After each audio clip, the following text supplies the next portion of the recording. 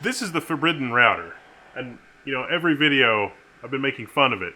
This is a router that is routing in a virtual machine. It's really XCP-NG, a hypervisor, running a ton of virtual machines. So this is insanely powerful. It's AMD EPYC, but it's not super convenient all splayed out on the desk like this. I've also got some cast-off enterprise gear, and I really don't want to put a rack mount server in my house that's loud and has tiny annoying fans. I don't want to do that. So let's take this and put it in a little bit better case.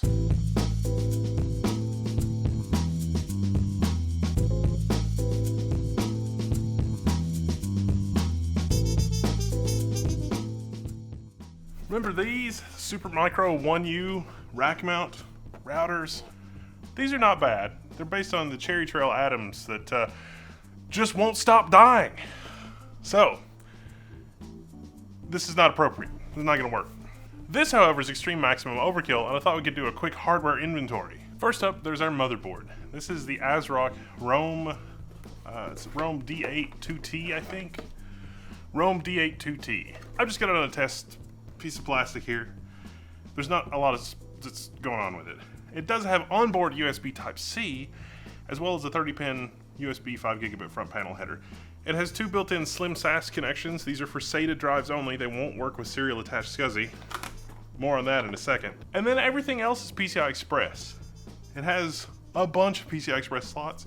Every single one of them is 16 lanes, except for slot number 2, which you can configure some of them to go to the Oculink connectors on the front there, and also there's some configuration for the two onboard M.2. I have two 2TB M.2s. You can see they're the 110mm that are mounted there, and those are nice. I've also been experimenting with lower capacity SSDs, but ultimately this thing is going to be completely filled with 1 and 2TB M.2. It has two onboard 10GB NICs. That's not enough, so I've added 2 more NICs, although I'll probably replace these 2 NICs with a single NIC that has 4 ports. And the reason for that is because we're passing through the hardware for the router.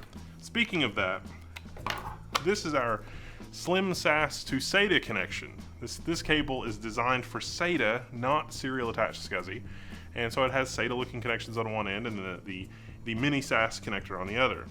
This is what's running our router operating system, pfSense. I'm passing through the raw hardware away from the hypervisor XCP-NG, which is running on the onboard M.2. So our hypervisor has a small partition on these two M.2, and then we have virtual machine storage on the rest of the M.2. And this is a raw device because if something ever goes wrong with the virtualization, I can boot off of this raw SSD, and it's going to see the PCI Express network cards, and it's just going to start using them. Because from a virtual machine standpoint, I'm also passing through that networking hardware. And it'll also see other stuff that it doesn't see before, but it's not going to misconfigure it or do anything weird because it sees more hardware. So that's pretty exciting. And then I've got an SFX 550 watt EVGA power supply. That's pretty much the teardown. The next add-in thing that I've got is this. This is a host bus adapter for serial attached SCSI. It has 8 channels. It'll support 8 drives without a MUX or a backplane, adding support for more drives. And then over here I've got 4 2TB NVMe. All of this NVMe, there's quite a bit here. We'll get to that. There's going to be about 40 terabytes of NVMe in this thing with almost 20 different physical devices. And the reason that we're doing this is because all of this enterprise storage is shredded. These SanDisk 2TB drives, they're basically at the end of their life. These M.2 drives, each one of them has over a petabyte written. Now they're rated for 3.5 petabytes of write lifetime. So they're not exactly dead, but they're not exactly something that I want to use in the enterprise either. And then there's this. This is our IC dock, 8X M.2 NVMe SSD backplane cage for 5.25 inch bay. This is the IC dock MB873MP-B. It has 8 Oculink connections on the back for 8 devices, and it has 8 sleds in the front for M.2. Now, fun fact, M.2 was not designed to be hot plugged, and this is not in fact hot plugged, but you can see that you can load your M.2 in there and it's totally fine, and you can slide it in, and yeah, it's a lot of fun. This is also really pricey, but it's cool as heck. and ICDoc sent it to me, so I'm going to use it. There's a cheaper alternative. Ye olde PCIe add-in card. This is the Asus HyperCard M.2. This will support PCI Express 4.0 M.2, 4 of them, and it also has an extra fan for cooling. And this is a PCI Express device. And this is awesome, but I'm not going to use this, and I'll show you why. The case that I got for this, finally, he's getting to the thing that was in the title, is from Sliger. This is what's called a short depth, meaning that it's not super deep like, you know, other stuff is, rack mount 3U server case. It's 3 rack units, and it looks this good. Look at how good this looks. This is amazing. We've got all expansion slots in the back. There's an ears kit, don't worry. Exciting times. So there's a fair bit of room in here, and then here's the accessory box that has our rack mount ears and everything else. Look at all that mounting hardware. Expansion slot covers, motherboard standoffs. So much awesome. Let's get it built. All right, now as we start to get this thing filled out, you may be thinking, you're already out of drive bays. Where are you gonna put everything? Well, we're putting them places they don't belong. First of all, connecting our really fancy IC dock. As if it wasn't enough that it's really expensive, I've got this. Our breakout cables and our PCIe card. This is PCIe X16, and then these are 2 SFF 8i connectors. It's SFF some number 8i. This is 8 PCIe lanes in a dual connector. So I've got dual Oculink on one side, and then this wide connector on the other. But this connector is the same that you find on certain motherboards. In fact, I considered a Supermicro motherboard for this that had these on board. ASRock has these on board as well for their micro, it's a mini ITX, micro ATX Rome motherboard, which I considered for this build, but ultimately I just wanted all the PCIe slots. So with this connected, I can go and fill in half of my 8 M.2. So 8 2 terabyte M.2, that's 16 terabytes, plus the onboard, that's 10. And then there's these things. These things you can get on eBay. This is U.2. And so I can put this in, and this is nice.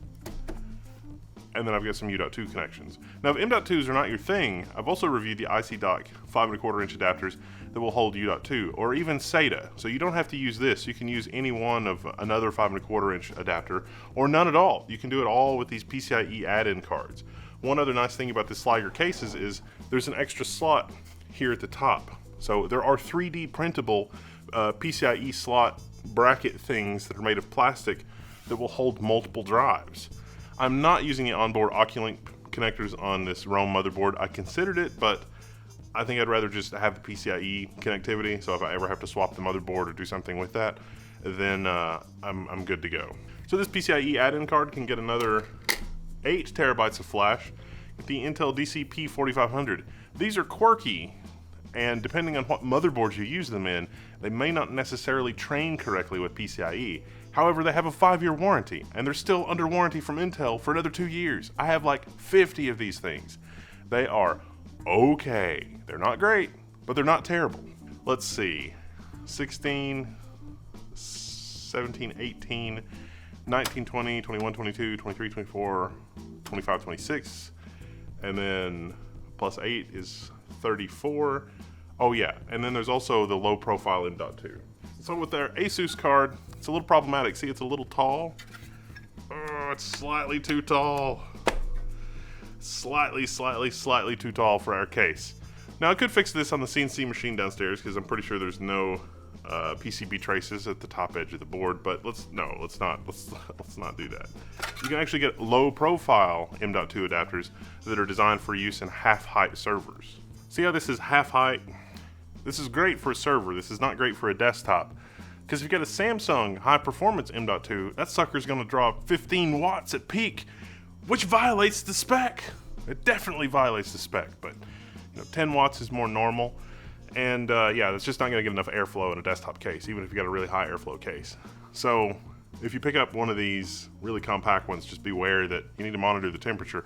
It may not be enough. For the U.2, if you have like some of the new Kioxia, like the CD6 drives, you can use those at PCI Express 4 speeds with the PCI Express 4 IC dock, but you're going to be jumping through some hoops to find connectivity for PCI Express 4 back to your motherboard, to say the least. We've actually got some very good, very detailed threads, thanks to community members like ABV Normie Pleb on our forum, who have spent all kinds of money trying to get PCI Express 4 U.2 to work, and it's not been pretty. This motherboard was also only designed with a single 110mm M.2 in mind, but that's nothing a 3D printed bracket can't take care of. This case does have front panel USB-C, as I mentioned before, and we've got something to plug it into on our server motherboard. Let's upgrade the network somewhat and put a 100GB ConnectX-5 card in there. Now the most important thing is cooling, which goes in the front. There's plenty of room for a radiator here if you're looking at Sliger's materials, but I'm not going to use a radiator. For the fans, there can be only one choice: Noctua.